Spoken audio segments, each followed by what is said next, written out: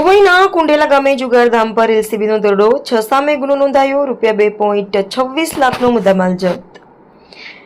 વડોદરા ગ્રામ્ય જિલ્લા એલસીબીની ટીમે ડભોઈ તાલુકાના કુંડેલા ગામે જુગાર રમાતો હોવાની બાતમીના આધારે સફળ દરોડો પાડી 4 આરોપીઓને ઝડપી પડ્યા હતા, જ્યારે 2 આરોપીઓ સ્થળ પરથી ફરાર થઈ ગયા હતા। પોલીસે કુલ ₹2,26,750નો મુદ્દામાલ કબજે કરી જુગાર ધારા હેઠળ ગુનો નોંધી વધુ તપાસ હાથ ધરી છે।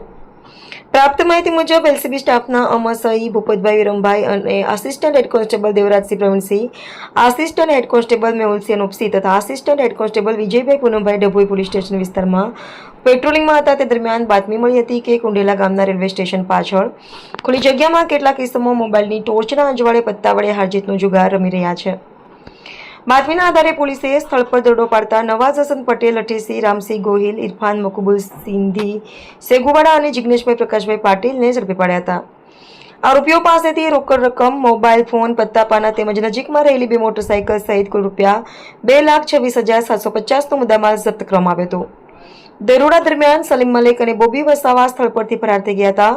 પોલીસે તમામ આરોપીઓ વિરુદ્ધ ગુજરાત જુગાર ધારા મુજબ ગુનો નોંધી ફરાર આરોપીઓને શોધખોળ સહિત વધુ તપાસ શરૂ કરી છે। અહેવાલ બિલાલ ગોરાવાલા, ડભોઈ।